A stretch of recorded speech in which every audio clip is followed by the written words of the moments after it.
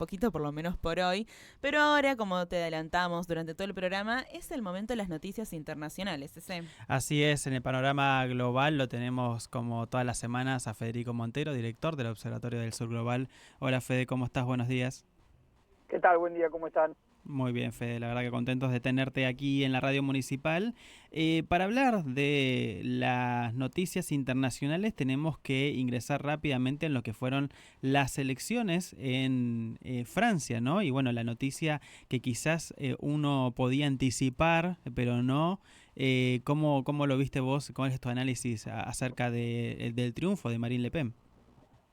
Bueno, efectivamente lo veníamos viendo en la columna que hacemos semanalmente con la radio municipal, con ustedes. Veníamos haciendo un seguimiento de cómo se iba dando la evolución del escenario político en Europa. A grandes rasgos, lo que podíamos decir es que había un crecimiento de distintas expresiones de un nacionalismo conservador que tenían como origen la crisis económica, las dificultades del proyecto europeo para mantenerse en un mundo en transición y básicamente los resultados y consecuencias de la guerra que Europa está sosteniendo contra Rusia. Todas esas características se dieron cita en hace un mes aproximadamente en las elecciones para parlamentarios europeos, donde ya se veía, en el caso de Francia, un aumento muy importante de esta expresión nacionalista conservadora liderada por Marine Le Pen, ¿sí? Reagrupamiento Nacional se llama la agrupación política. Bueno, producto de esa victoria que había obtenido este nacionalismo conservador en las elecciones europeas, el actual presidente francés, Macron, decidió disolver el Parlamento y adelantar las elecciones para lo que sería el primer ministro. Esto es importante aclarar, no está en juego el cargo de Macron como presidente, sino el primer ministro, que es el que se hace cargo del gobierno. Efectivamente, tras una campaña donde Macron quizás esperaba que su fuerza política tuviera mayor capacidad para hacer una especie de cordón sanitario, como se lo suele llamar, o el voto útil para que la gente depositara su apoyo en ellos como freno a este nacionalismo conservador, se dio un resultado diferente, donde se ubica en primer lugar la fuerza de Marine Le Pen, en segundo lugar un frente de centro-izquierda, conformado por el Partido Socialista, la Francia Insumisa de Jean-Luc Mélenchon y otras organizaciones, y en tercer lugar recién la fuerza de Macron. Esto significa que si bien todavía va a haber segunda vuelta, ahora la vamos a explicar un poquito porque tiene sus complejidades el sistema de elección en Francia, estaríamos ante la posibilidad de dos escenarios. Si se consolida este triunfo electoral en la segunda vuelta de las legislativas, la posibilidad de la conformación de un gobierno de nacionalismo conservador en Francia que debería cohabitar con la expresión de centro-derecha que representa Macron como presidente. Y en caso de que triunfe el frente de izquierda, habría un gobierno de cohabitación, digamos, de un gobierno de izquierda o centro-izquierda con Macron como presidente. Esas serían las opciones, los escenarios que se abren. Ahora bien, me gustaría por ahí detenerme un poquito en el tema del balotaje, porque no es igual que en la Argentina, no es una segunda vuelta presidencial, nosotros estamos acostumbrados a llamarle balotaje a la segunda vuelta presidencial. En realidad se trata de que para conformar gobierno en Francia se necesitan una determinada cantidad de diputados, y esos diputados se eligen en circunscripciones uninominales. Por ejemplo, como si acá tuviéramos un diputado nacional por La Plata, un diputado nacional por Florencio Varela, un diputado nacional por Moreno, en vez de tener una lista única de diputados nacionales de la provincia de Buenos Aires.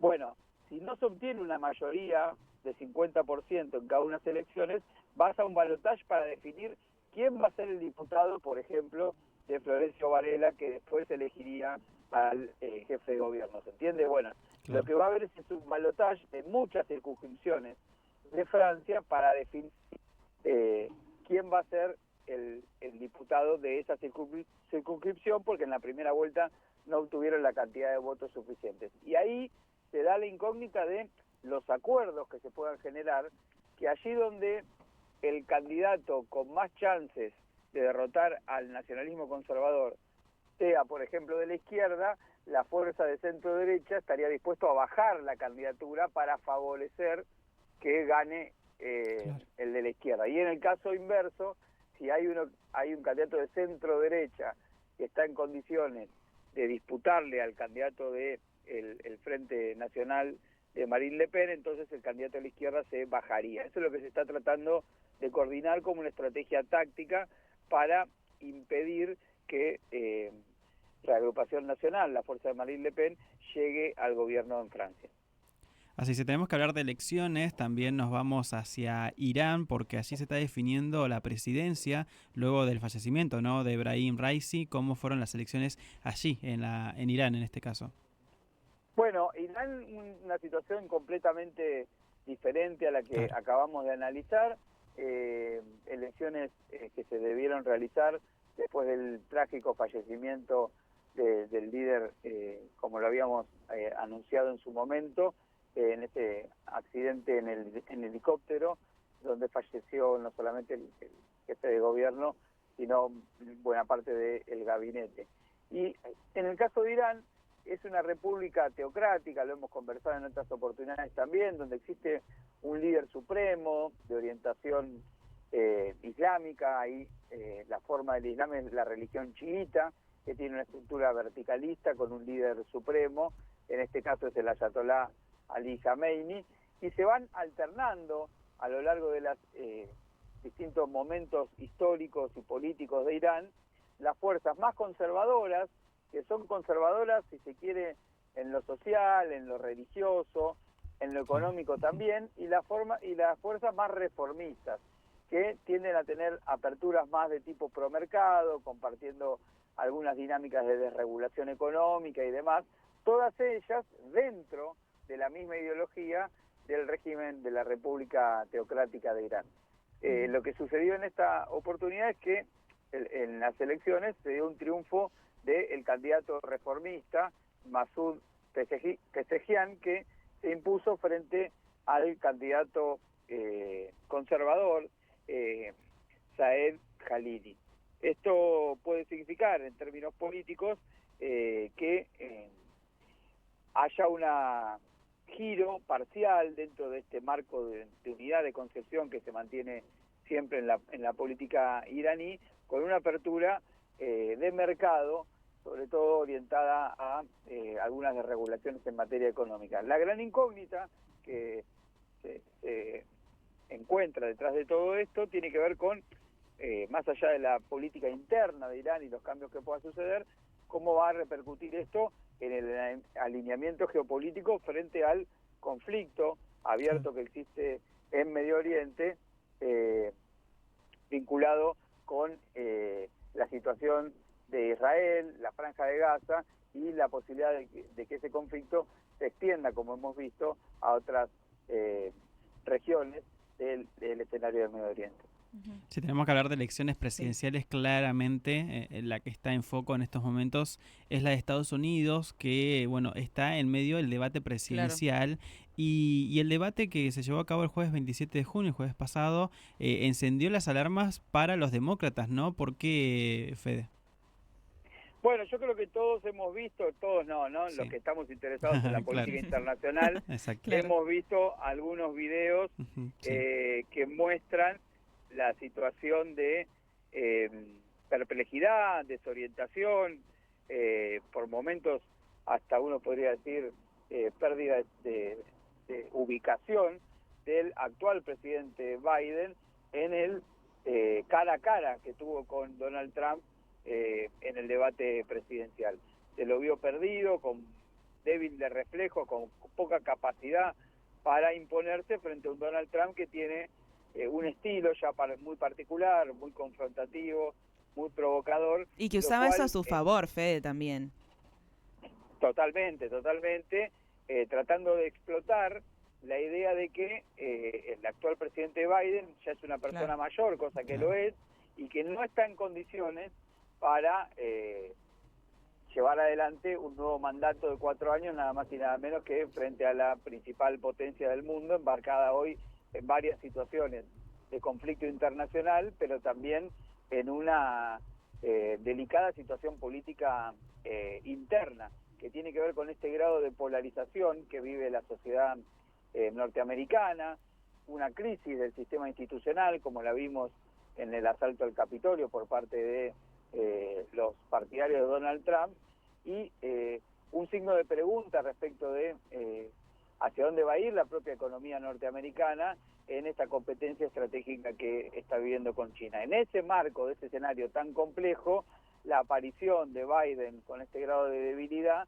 es un signo de interrogación y una luz roja de alarma para los seguidores del Partido Demócrata, que comenzaron a preguntarse si no debería evaluarse la posibilidad de reemplazarlo al propio Biden como candidato presidencial frente a las elecciones que se darán en noviembre. Eso son rumores que comenzaron a crecer con bastante fuerza, y varios analistas y periodistas se han manifestado en ese sentido de distintos medios de comunicación, muchos de ellos alineados con el Partido Demócrata y otros independientes que pudieron ver el desempeño de Biden en relación a esto.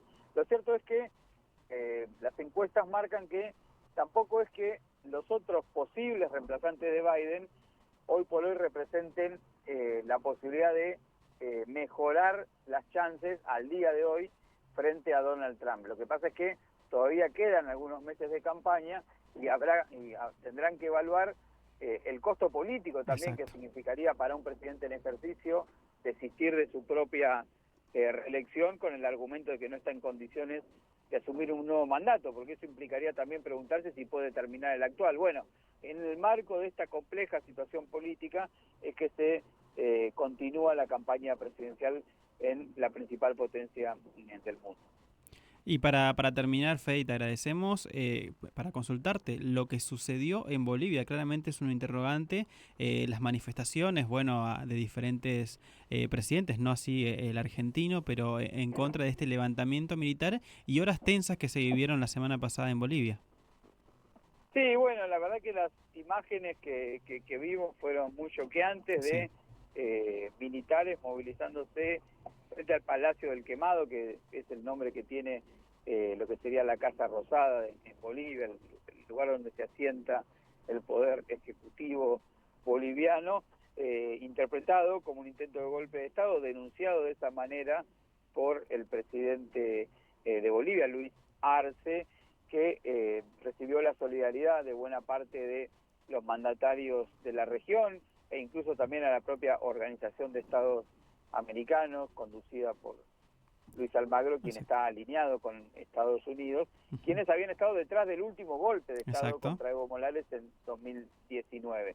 Rápidamente fue desbaratada la situación, apresado el general que lideró esta especie de levantamiento, pero luego de eso comenzaron a circular hipótesis que ponían en duda qué tan serio había sido o no ese intento de golpe de Estado por lo endeble que fue el pronunciamiento y por algunas declaraciones que hicieron algunos de los que llevaron adelante el golpe de Estado, que pusieron dudas respecto de el alcance real que podía llegar a tener. Incluso algunos esgrimieron la hipótesis de una especie de autogolpe de el presidente Luis Arce para fortalecerse. Lo cierto es que en un país que tiene enormes potenciales de recursos naturales como el gas, el litio y demás, y donde intereses transnacionales como el propio dueño de X, el ex Twitter, que también tiene inversiones en la industria del litio, dijo en el momento que le hicieron el golpe a Evo Morales que estaba dispuesto a sustentar cualquier golpe de Estado para apropiarse del litio.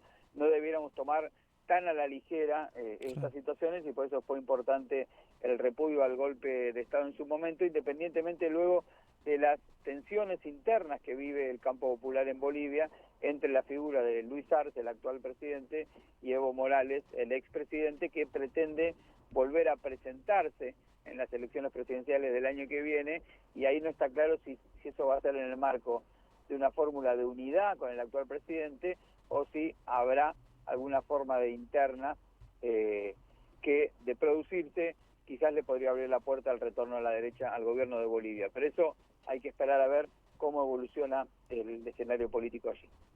Así es. Bueno, Fede, la verdad que como siempre muy completo. Recuerden que si quieren saber más sobre el panorama global, ingresan a observatoriosurglobal.com y también en redes sociales. Y también en redes sociales, todos tienen que ir a seguirlos entonces, Observatorio Sur Global en Twitter, así que no se lo pueden perder. Fede, muchísimas gracias. Bueno, gracias a ustedes y hablamos el lunes que viene. Ahí está, ahí pasaba Federico.